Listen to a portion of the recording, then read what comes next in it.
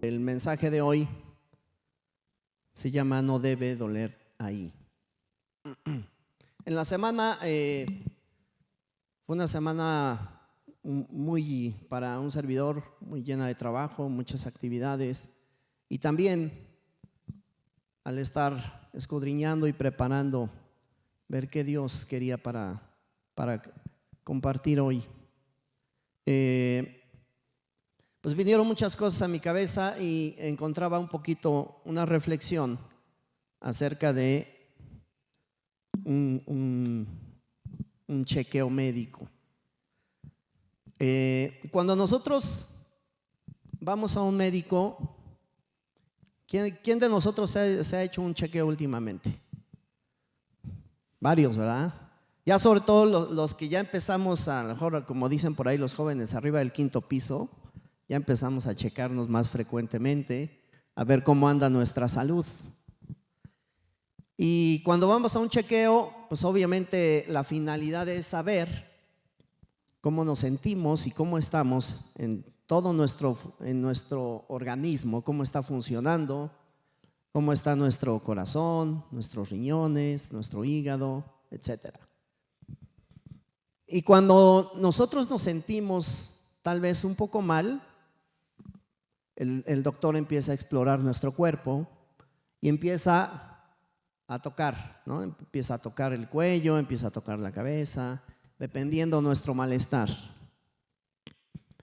Y cuando el doctor de repente nos oprime de más, pues nos llega a doler. Y entonces no sabemos si es porque le dio fuerte o porque sí tenemos un problema. Y entonces vuelve a hacer una exploración y resulta que, pues creo que yo, gracias a Dios, hasta hoy no he padecido del apéndice ni de algún órgano que la verdad, por ahí me tocó ver a familiares, amigos que cuando tienen problemas con el apéndice, híjole, es uno de los dolores más complicados. Y entonces ahí es muy tácitamente exploran el área y cuando apenas si los oprimen, ¿qué hace el paciente?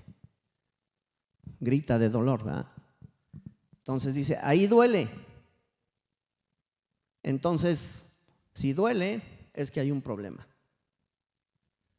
Entonces, ¿qué es lo que dice el médico? Pues vamos a hacer una revisión más profunda para saber por qué duele ahí. De esta manera he preparado un poquito el mensaje. Hay temas que al cristiano nos duelen. Hay temas así como cuando nos checamos y sabemos que hay un problema y se manifiesta un dolor. Yo espero que en este tiempo que vamos a aprender algunas cosas, vamos a recordar, es que si nos duele, es que hay un problema. Si nos duele lo que Dios ha preparado para nosotros, es que hay un problema. ¿Sí? Por eso, pues el énfasis un poco es, no nos debe doler. Y Dios tiene un mensaje en este sentido el día de hoy. No debe doler ahí. ¿Cuáles son de las cosas que nos duelen? No se cambia. Ahí está. Gracias, Dani. Quise platicar o hablar y compartir acerca de las ofrendas. A todos en general siempre un tema de, cuando hablamos de ofrendas lo relacionamos siempre o en la mayoría de los casos con el dinero. Y el dinero nos puede traer muchos problemas por no tenerlo o por tenerlo de más. Entonces, cuando hablamos de las ofrendas, tocamos fibras muy sensibles porque ese es un acto muy personal que tenemos con Dios. Y tratando de entender, bueno,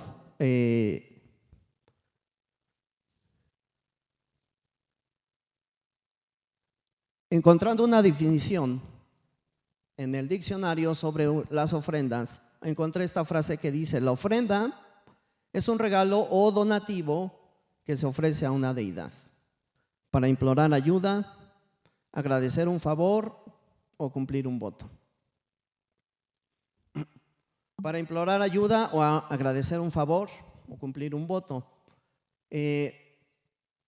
Mientras reflexionaba sobre este significado, la verdad es que me vino a la mente en agradecer un favor, cumplir un voto, vino a mi mente una escena como estas, que creo que todos la hemos visto. Todos hemos visto, la gran mayoría de México, la gran mayoría de la gente practica una religión que es el catolicismo. Y de manera chusca al principio, cuando vi la imagen, dije: híjole, pues hasta Santa Claus va de rodillas a la basílica, ¿no? Y entonces empezaba yo a reflexionar sobre toda esa gente, ese mar de gente, porque es muchísima, la que va a la Ciudad de México, al santuario, y entonces pues van o a, en efecto, agradecer un favor o a cumplir un voto. ¿Cuántos hemos escuchado de gente que dicen: pues es que llevo X tiempo sin tomar alcohol porque le prometí a la Virgen no beber 1 año o no beber 5 años? ¿Por qué? Porque quiero un compromiso, tengo un compromiso y tengo que cumplir con un voto.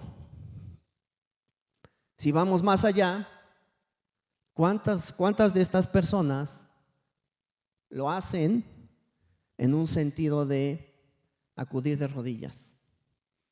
Al ver esta imagen de esta persona cargando la imagen y estar de rodillas, él tiene una expresión de un dolor, tal vez sí físico, un dolor de sufrimiento, y no sabemos qué hay en el corazón de esa persona o cuál es la causa, ¿no? Nosotros generalmente, hermanos, ese tipo de cosas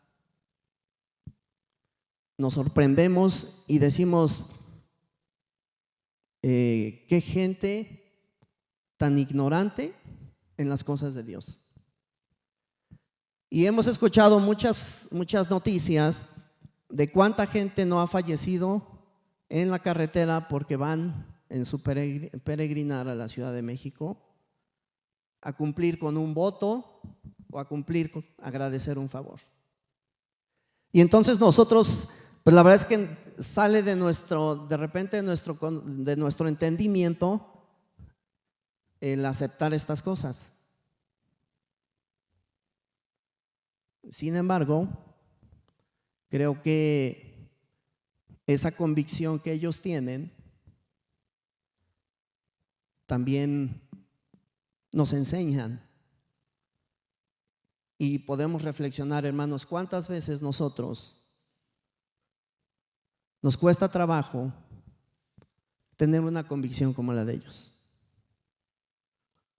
¿Cuántas veces de verdad nos doblegamos y nos arrodillamos a Dios para darle gracias y para pedir por nuestras necesidades?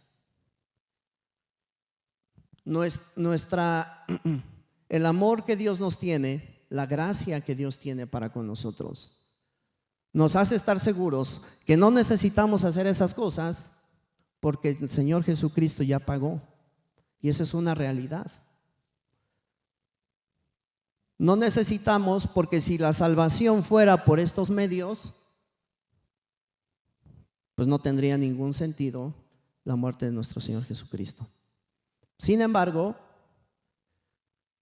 en nosotros arrodillarnos, el entregar nuestro corazón a Dios con actitudes, demuestra cuánto agradecimiento tenemos en nuestros corazones. Y nos cuesta trabajo manifestarlo, porque nos preocupamos por qué va a decir el de junto, qué va a decir mi vecino, qué va a decir mi compañero de trabajo. Y entonces es más fuerte eso que mostrar una convicción como estas personas.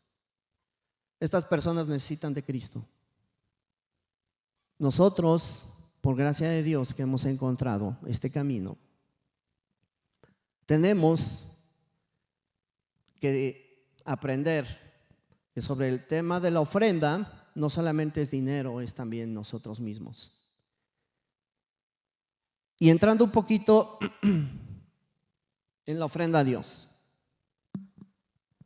La ofrenda a Dios, insisto, bueno, pues la Biblia habla en muchos pasajes de las ofrendas. Y vamos a estar tocando algunas cosas materiales. Pero sí quisiera, antes de empezar a tocar esos puntos, es que ¿cuántos creemos que Dios necesita de nuestro dinero? Nadie, ¿verdad? Sería insensato pensar que Dios demanda ofrendas porque necesita de nuestro dinero. Dios no necesita de nuestro dinero porque Dios es dueño de este universo. Dice Ageo 2:8, mía es la plata y mío es el oro, dice Jehová de los ejércitos. ¿Cuántos creemos esto? Amén. El Señor es dueño de todo lo que hay en este universo, dueño, todos los metales preciosos que están en la tierra, Dios los puso allí. Y si alguien piensa que el dinero que tiene es suyo, pues está en un error. Respecto a la ofrenda, quise clasificar la ofrenda del cristiano. La ofrenda del cristiano en 6 puntos, que dice Dios la estableció con un propósito. Si alguien toma nota, qué bueno que lo hagamos, porque un poquito, hermanos, la intención de este tema es solamente hoy tocar los puntos 1, 2 y 3 por cuestión de tiempo, y también, siéndoles bien honesto, es un poquito una forma diferente de que en el momento en que Dios me dé oportunidad de estar nuevamente al frente, concluya ese tema y entonces podamos hacer un clic varios aquí y si preguntamos qué vimos hoy, pues todos puedan levantar la mano y decir vi esto y vi esto y vi esto, para llevarnos en nuestro corazón hoy 3 puntos importantes. La ofrenda del cristiano Dios la estableció con un propósito. El punto número 2, debe agradar a Dios. Punto número 3, no debe tener estorbo. 4, debe honrar a Dios. 5, debe ofrecerse con buena actitud. Y también trae una recompensa.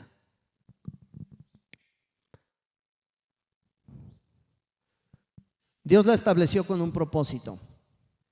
Vamos a empezar a leer los pasajes que hablan y que enseñan esto precisamente. Dice Éxodo 25:2, di a los israelitas que recojan una ofrenda para mí. Deben recogerla entre todos los que quieran darla voluntariamente y de corazón. Y lo que deben recoger es lo siguiente: oro, plata, cobre, tela morada, tela de púrpura, tela roja, lino fino, pelo de cabra, pieles de carnero teñidas de rojo, pieles finas, madera de acacia, aceite para lámparas, perfumes para el aceite de consagrar y para el incienso aromático. Y cuando Dios les pide todo esto, está hablando de todo lo que Dios les dijo al pueblo de Israel que debían de reunir. Y en Éxodo 36:4 dice: finalmente los artesanos que trabajaban en el santuario dejaron su labor, fueron a ver a Moisés y le informaron: la gente ha dado más de lo necesario para terminar la obra que el Señor nos ha ordenado hacer. 36:7 dice: sus contribuciones fueron más que suficientes para completar todo el proyecto. En esta primera parte de la explicación, si vemos todo el pasaje, nos llevaría muy buen rato. ¿Por qué Dios pidió todas estas cosas? Vamos a recordarlas y si pueden prestar atención, vamos a poner un videíto que habla precisamente de este pasaje.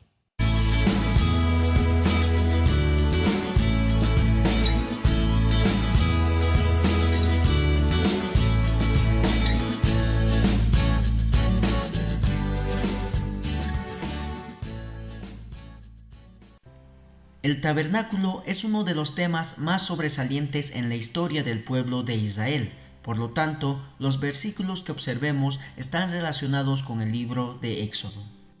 El propósito de su construcción representaba que Dios estaba en medio de su pueblo escogido, aún más en este duro momento que Israel se encontraba en el desierto.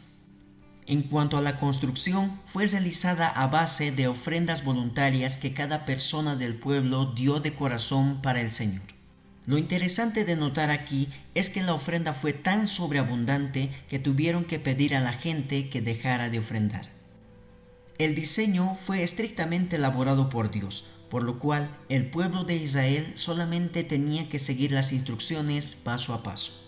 Los encargados directos de la obra y escogidos por Dios fueron Bezaleel y Aholiab. Algo muy curioso de su estructura es que era portátil y desarmable, por lo cual se podía armar y desarmar mientras el pueblo hacía su recorrido.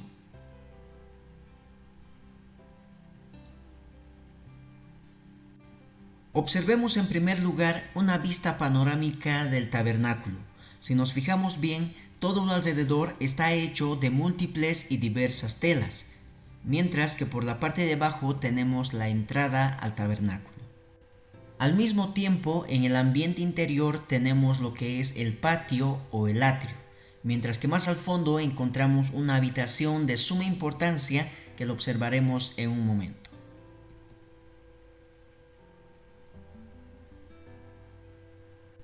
Ahora bien, vamos a analizar el tabernáculo desde un punto de vista superior o de plano. Tomemos en cuenta que este es el tabernáculo rodeado por las diversas telas. Dijimos que por este lado se encuentra la entrada, mientras que el ambiente interior se llama atrio o patio. Las medidas de este patio están hechas a base de codos, por lo cual un codo equivale a 45 centímetros o 0,45 metros. Tomando en cuenta este parámetro, la longitud del atrio mide 100 codos, lo cual equivalen a 45 metros. Una anchura que mide 50 codos equivalen a 22,5 metros. Y una altura de 5 codos que equivalen a 2,25 metros, dándonos un total de un perímetro de 135 metros. Al mismo tiempo tenemos la habitación del fondo, la cual está dividida en dos segmentos, denominadas de la siguiente manera: lugar santo y lugar santísimo.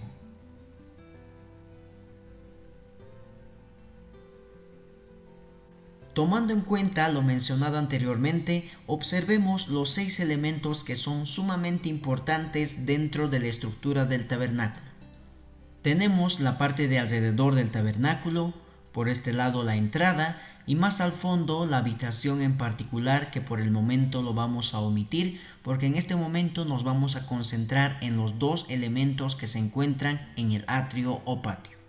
El primer elemento que encontramos se ubica justo a la entrada del tabernáculo, la cual recibe el nombre de altar del holocausto o altar de bronce, en la cual se realizaban los diferentes sacrificios de animales.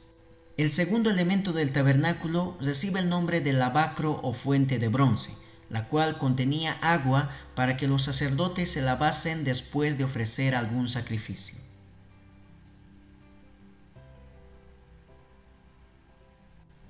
Introduciéndonos a la habitación que se encuentra en el fondo, dijimos que está dividida en dos segmentos a través de un velo. La parte derecha se denomina como lugar santo y la parte izquierda como lugar santísimo. El lugar santo presenta 3 elementos. El primero de ellos recibe el nombre de la mesa de los panes de la proposición, que elaborados sin levadura y en número de 12 eran cambiados por los sacerdotes cada semana. Otro elemento importante es el candelero o candelabro de oro, la cual en su estructura presenta 6 brazos y un tronco principal. En la parte superior algunas velas, las cuales eran encendidas por los sacerdotes cada tarde. Al mismo tiempo tenemos el altar del incienso, que a diferencia de los demás, este es el único elemento que se encuentra justo al lado del lugar santísimo. Por último tenemos el elemento más sagrado y más importante para el pueblo de Israel. Se ubicaba en el lugar santísimo y recibía el nombre del Arca del Pacto o Arca del Testimonio.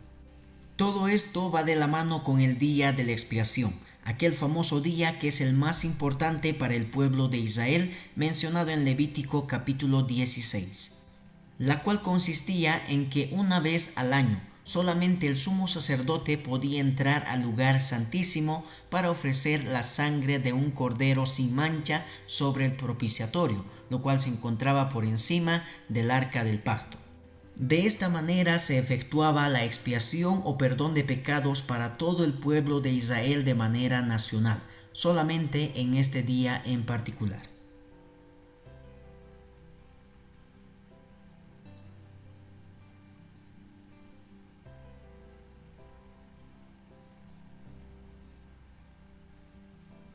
Un video muy corto, el tema del tabernáculo. La verdad es que leyendo hay muchas cosas que aprender. Yo espero que en este paralelo de la enseñanza de las ofrendas, ojalá que algunos, yo por ejemplo me sorprendí de algunos datos que no conocía, ¿no? Del tamaño. Cuando yo veía el tamaño del tabernáculo, lo relacionaba y dije, pues se parece al tamaño de la iglesia donde hoy estamos, del local.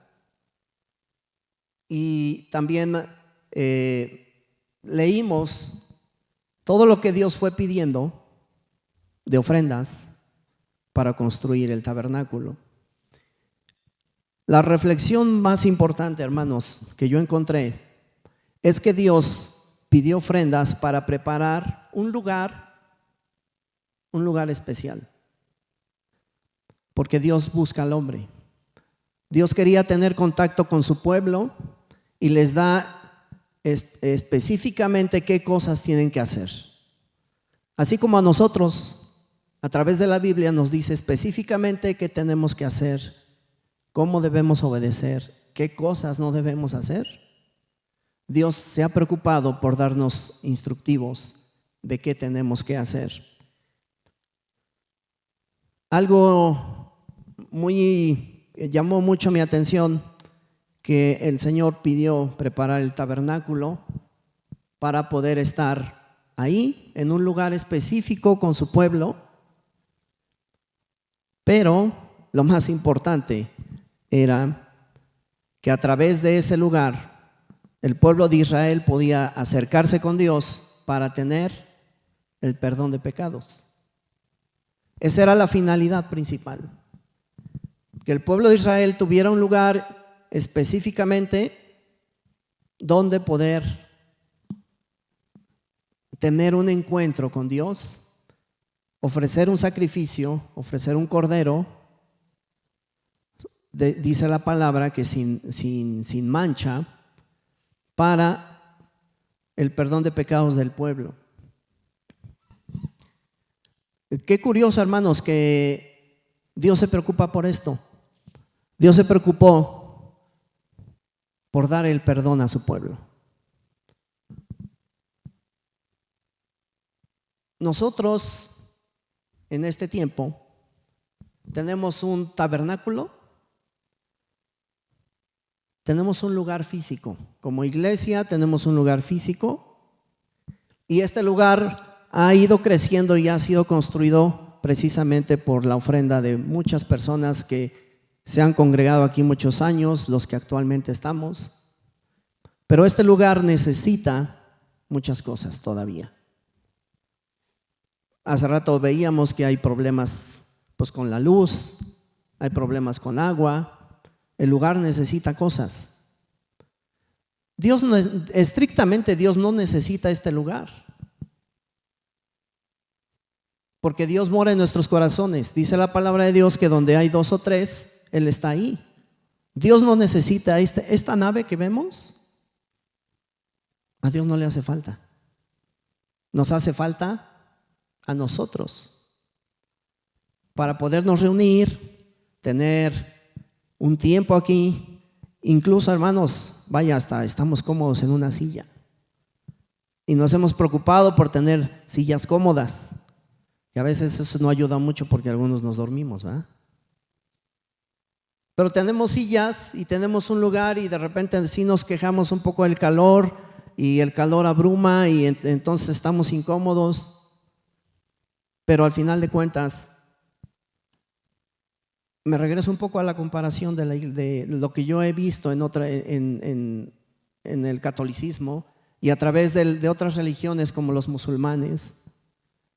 Los musulmanes están arrodillados todo el tiempo. Ellos no tienen sillas en sus templos. A veces a nosotros nos cuesta estar de pie.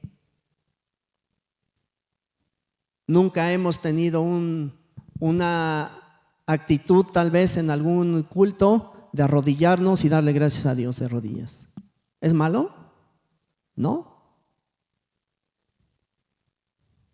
Pero tenemos cierto estigma de repente, donde esas cosas no son para nosotros, porque nosotros ya somos salvos, tenemos la gracia de Dios y no necesitamos ir de rodillas a ningún lado. Y es cierto, o sea, no necesitamos dar un sacrificio de ese tamaño. Pero a través del lugar donde hoy estamos, Dios ha pedido ofrendas con un propósito. La Biblia habla de una cantidad de ofrenda. Habla de un porcentaje y todos lo hemos escuchado y muchas personas hablan del diezmo. Hay pastores que enseñan que el cristiano debe dar mínimamente un 10%. Es un tema en lo personal mucho más ríspido desde mi particular punto de vista, hermanos. Porque yo sí he escuchado enseñanzas que hay pastores que dicen: si tú no le das el 10% a Dios, Dios no te va a dar. O de otra manera, si tú quieres que te vaya bien, no te alcanza tu dinero, es porque no le estás dando a Dios. Eso lo vamos a escudriñar más adelante en otra parte de lo que las ofrendas, lo que la Biblia enseña a través de las ofrendas.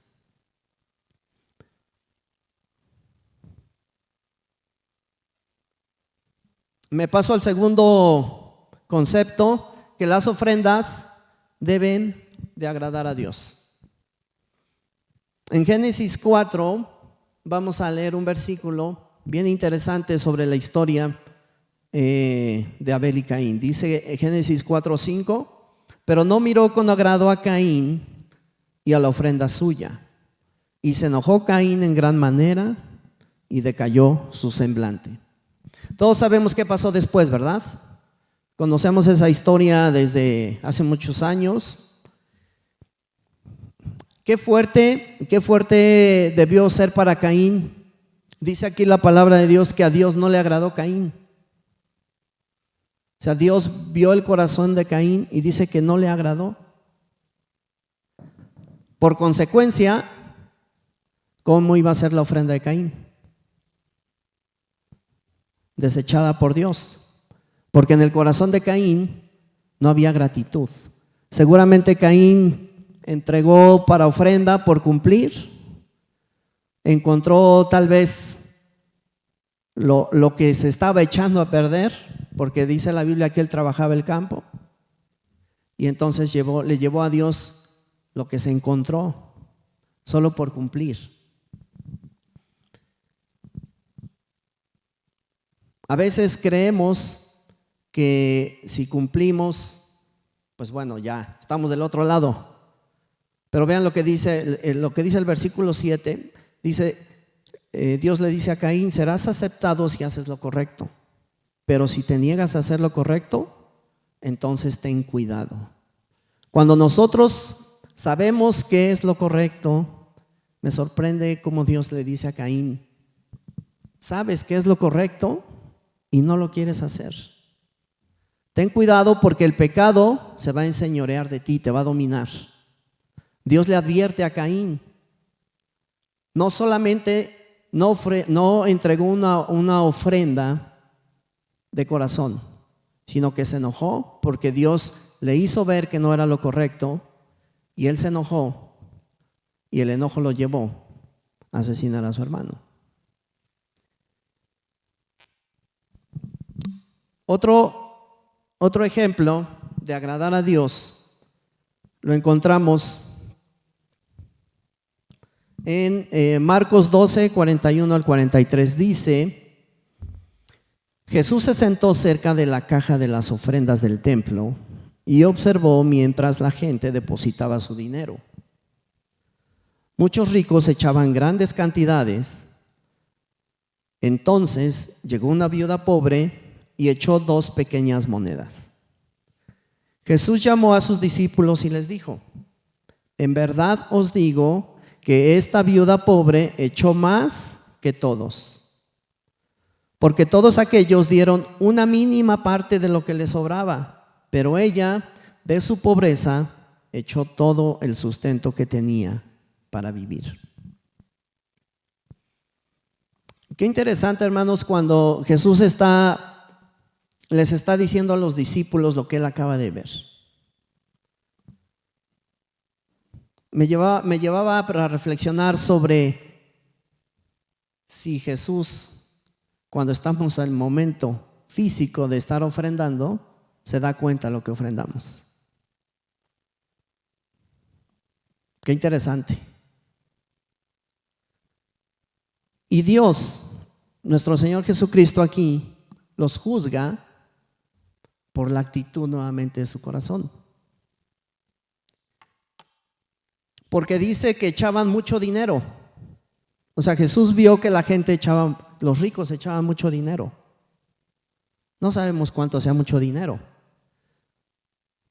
Pero lo que sí aclara el Señor Jesucristo es que echaban, a pesar de ser mucho dinero, que eso era una mínima parte de lo que les sobraba. Una mínima parte de lo que les sobraba. Seguramente cuando nosotros estamos ofrendando, si tenemos una lucha interna de decir cuánto doy, con cuánto me quedo, es falta de gratitud en nuestro corazón, porque Dios no pide aquí. Él valora lo que la viuda dice. Ella dio todo lo que tenía. De hecho, podemos imaginarnos un poquito dándole un valor monetario a la ofrenda de la viuda. Dice que son 2 monedas. Buscando un poquito más información, estas monedas traducidas a nuestra moneda hoy, aproximadamente serían como 3 salarios mínimos. Es decir, por ahí de 450 pesos. Eso es lo que la viuda depositó. Eso es lo que la viuda ofrendó. A lo mejor nosotros podríamos pensar, híjole, pues es que 450 pesos, pues sí es la comida de 3 días, de 2 días, de una semana. O con esos 450 pesos, pues puedo pagar mi luz. O puedo pagar X cosa, mis medicinas, no lo sé. Pero esta persona amaba y confiaba en Dios de tal manera que entregó todo lo que tenía.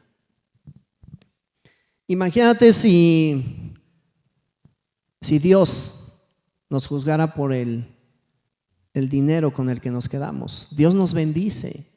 Y la verdad es que nos da más de lo que merecemos. Hay ocasiones en que cuando recibimos una cantidad de dinero importante, pues nos sentimos bien. Y cubre muchas cosas. Nuestra actitud correcta tendría que ser separar una parte para la ofrenda de Dios. Eso es lo que Dios pide de nuestras ofrendas, que demos con nuestro corazón, porque finalmente la ofrenda es para agradar a Dios. Dijimos al principio, Dios no necesita nuestro dinero.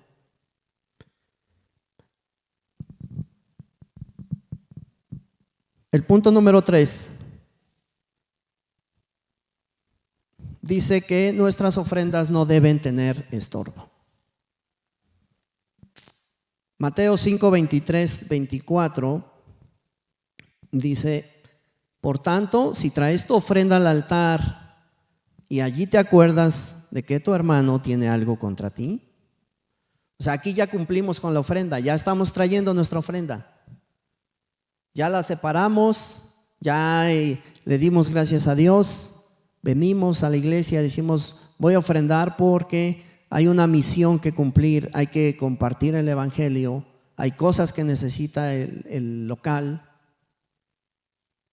hay muchas actividades que están planeadas dentro de la iglesia y todas estas actividades necesitan dinero, porque no vamos, por ejemplo, algo desde mi punto de vista muy necesario tal vez es esto que tenemos aquí al frente. Podríamos tener una cabina de audio, tenemos el espacio. Es muchísimo mejor tener una instalación adecuada a nuestras necesidades, y hay muchas cosas más.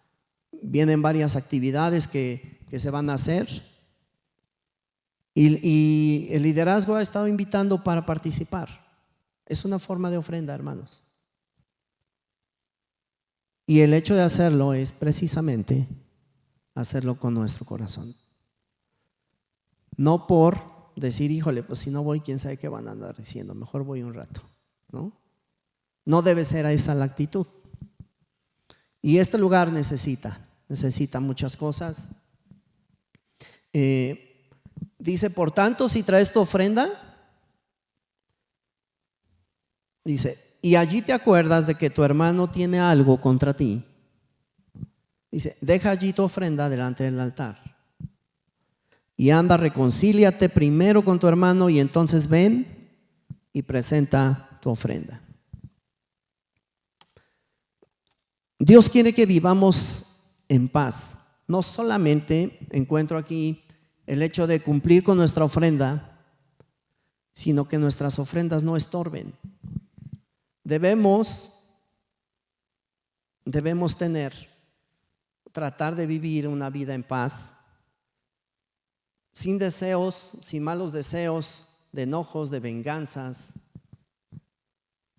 de tener algo en contra de alguien y no solucionar el problema. Porque si nosotros tenemos una vida cristiana en una relación muy buena con Dios, hacemos nuestro devocional, qué bueno, hermanos. Eso seguramente nos tiene que traer crecimiento. Si compartes el evangelio, también estás cumpliendo. Si das tiempo también para la obra de Dios, eso es excelente. Pero si sabes que un hermano tiene algo contra ti, fíjense el orden que Jesús pone en este texto, en este versículo. Dice: si de allí, si te acuerdas que tu hermano tiene algo contra ti,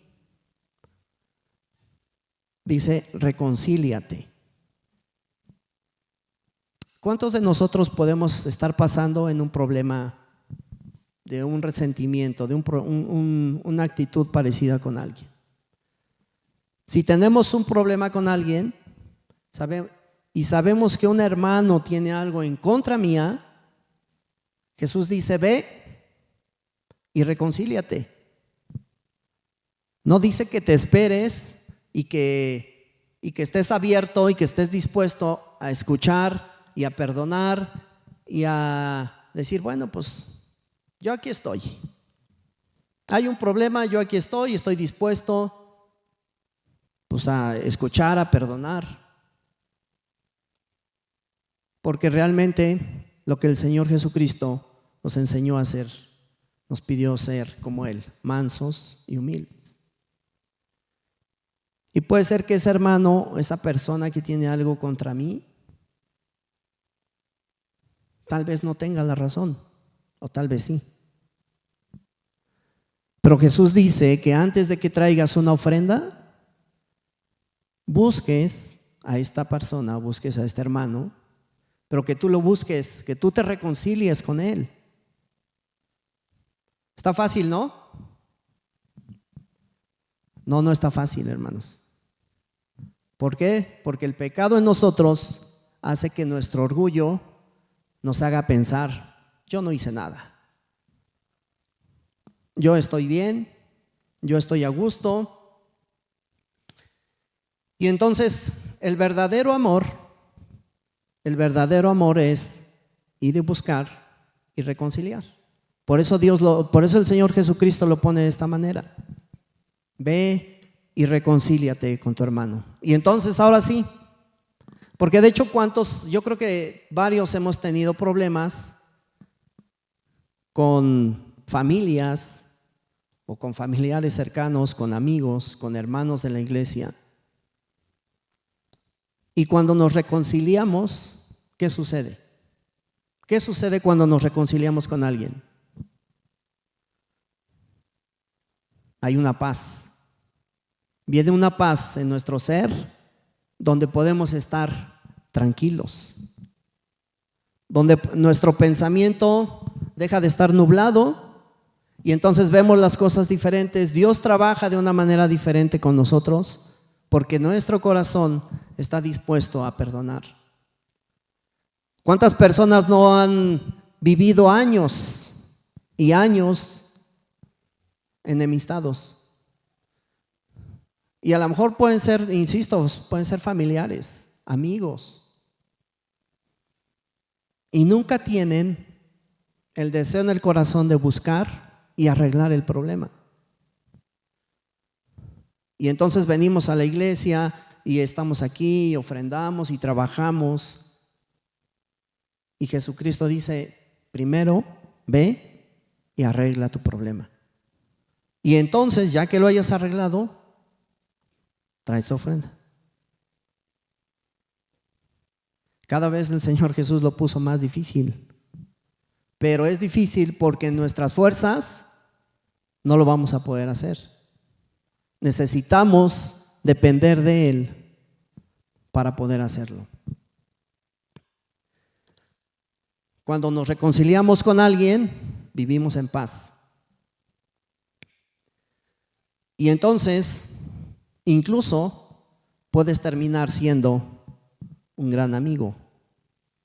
La amistad se fortalece y se hace más fuerte cada día y cada día, simplemente por haber arreglado el problema.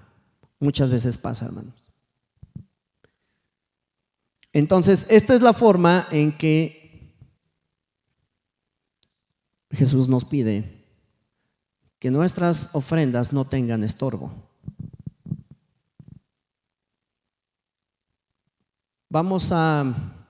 Hasta aquí nos vamos a quedar en este tema. Continuará con debe honrar a Dios, la ofrenda debe de honrar a Dios, debe ofrecerse con una buena actitud y la ofrenda también trae recompensa. Antes de terminar, quisiera hacer una oración, hermanos, y que Dios haya puesto en nuestro corazón el sentir y sobre todo que trabaje seguramente en estos días en nuestro corazón en la forma en que Dios nos enseña cómo debe ser nuestra ofrenda para Él. Inclinen sus rostros. Señor, te damos gracias porque hoy hemos visto que tú no necesitas nuestro dinero porque tú eres el dueño del universo. Te damos gracias porque también tú estableciste la ofrenda como una forma de poder entregarte a ti como dueño de todo, Señor, y reconocer que nuestra vida, nuestra dependencia, nuestro alimento, el sustento viene de ti, pero que también debemos tener actitudes correctas. Señor, ayúdanos a entender y sobre todo a cambiar nuestra actitud a la hora de ofrendar. Queremos, Señor, agradarte. Queremos, Señor, ser personas, ser hijos tuyos que puedan ser obedientes y que tú nos ayudes a perfeccionar nuestra vida cada día. Agradecemos este tiempo, Señor. Bendice a cada uno de mis hermanos que están aquí, a los que nos puedan escuchar también, y bendice a nuestros jóvenes, a nuestros niños, Señor, y que todas las actividades que están programadas para esta iglesia, Señor, puedan ser guiadas y puedan ser bendecidas por ti. Señor, sabemos y estamos seguros que la obra es tuya y tú darás los medios, y nosotros queremos ser un medio, queremos ser usados para esto. Porque a través de esto, Señor, de la ofrenda, nosotros somos usados por ti para alcanzar vidas, para alcanzar gente, para hacer actividades relacionadas con nuestra iglesia. Te alabamos, Señor, y te bendecimos en el nombre de Jesús. Amén.